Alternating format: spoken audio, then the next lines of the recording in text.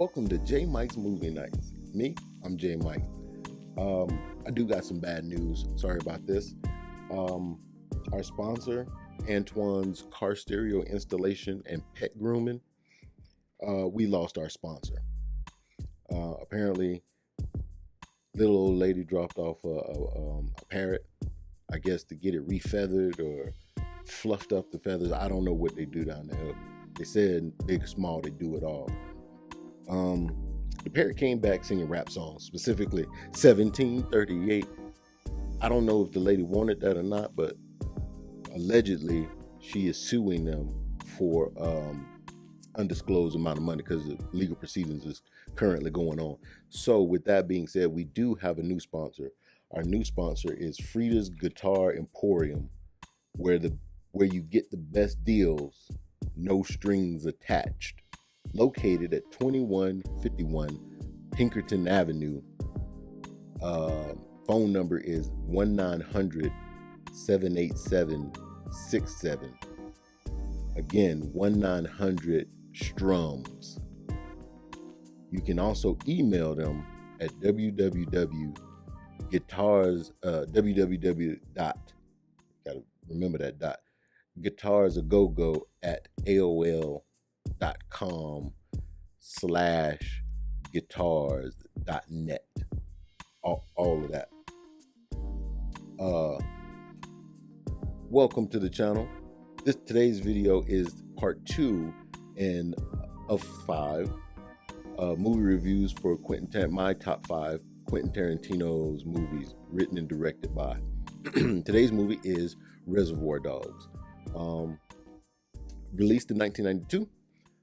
It stars Harvey Keitel as Mr. White, Tim Roth as Mr. Orange, Steve Buscemi as Mr. Pink, Michael Madsen as Mr. Blonde, Eddie Bunker as Mr. Blue, and Quentin Tarantino himself, Mr. Brown. Mr. Brown.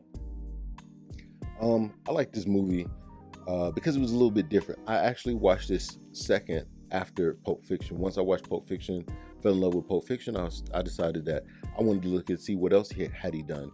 And the only other movie that he had actually directed was Reservoir Dogs. So I checked out Reservoir Dogs, and first viewing, I think I fell asleep. I think I fell asleep.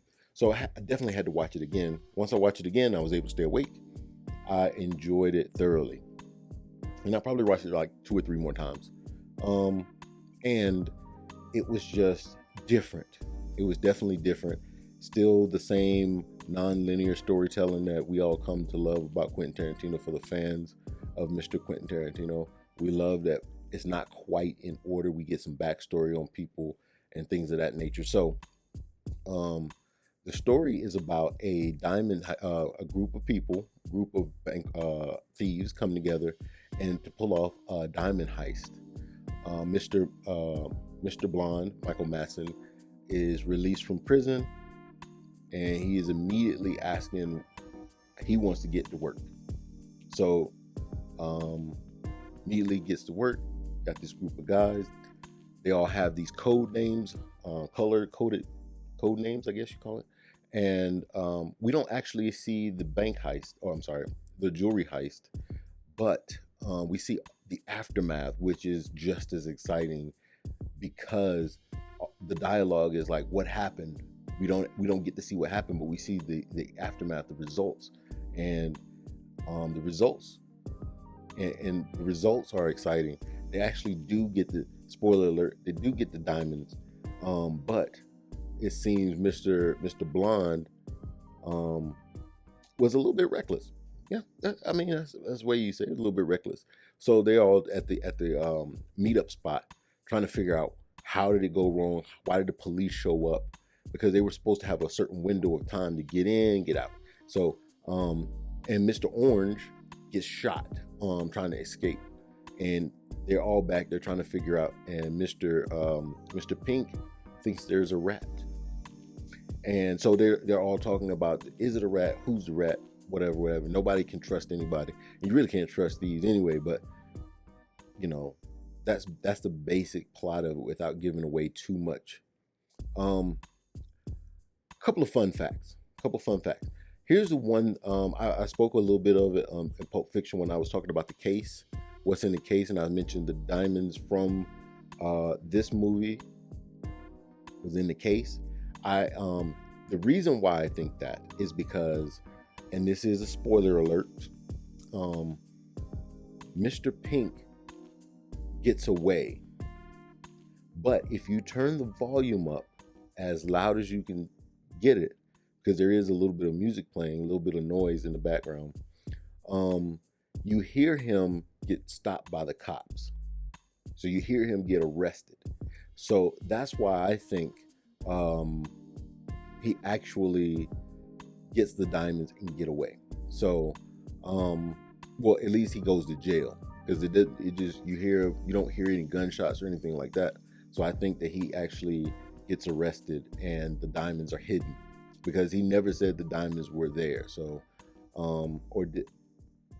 he does have a bag. He does have the bag. But I think that, Marcellus Wallace found the diamonds somewhere and was able to get them back. Another fun fact is, this one you have to pay close attention to. All right, at the very beginning, they're all sitting around the table, and Quentin Tarantino's character, Mr. Brown, is telling a story about Madonna's songs, Like a Virgin and True Blue and all that stuff, right? And as they're finishing up, there is a little back and forth talking about why Mr. Pink doesn't tip. And as he decides to tip, and they all get up and get moving, Quentin Tarantino makes a hand gesture like he's telling the assistant director to cut. Not like this, but he makes a hand gesture like this, and then he decides against it and put his hand back down. Next time, if you want, when you're checking out the movie, it's pretty cool to see that while he's acting and he knows the scene is over because everybody's getting up, he makes a motion and then decides to not cut right there. I think that's pretty cool, like not something that you would normally see. Also, the budget. The budget for the movie was pretty low because he sold the script for $50,000. The script for True Romance, which we won't be, didn't make the list because we're not doing movies only written by Quentin Tarantino, sorry. So he sold that script for $50,000. He was going to use that money to make this movie, and from somehow, a friend of a producer, of a husband, of a wife, of a friend, got the script to Harvey Keitel, and Harvey Keitel was able to secure him $1.3 million budget.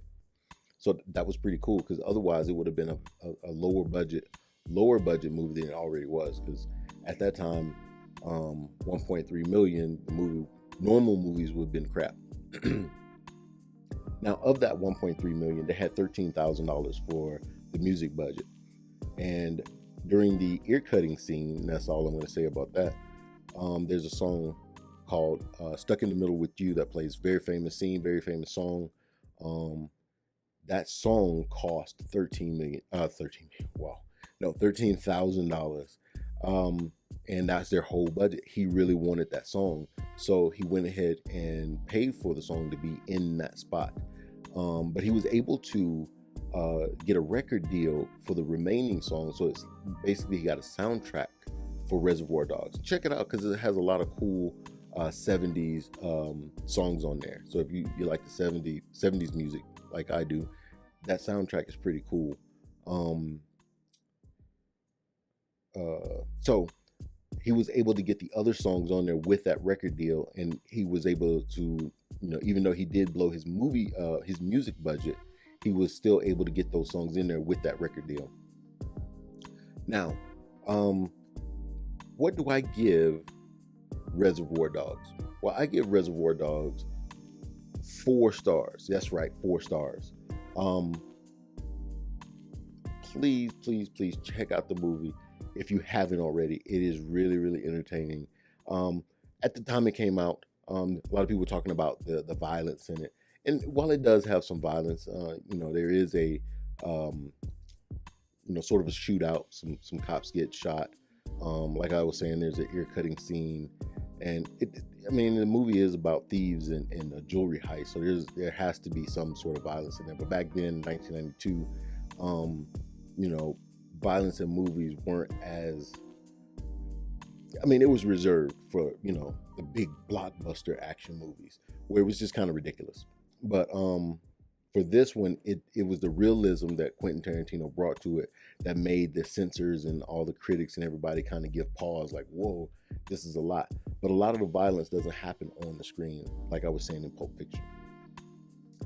Before I end this video, I would like to take a moment to tell everybody that's watching this video, please be safe, wash your hands, follow the guidelines, the social distancing, and take care of your family and take care of yourself, so you guys can, so some of these sailors, soldiers, airmen, Marines can get back to their family and everybody can get to what would be sort of back to normal, as normal can be in these type of situations.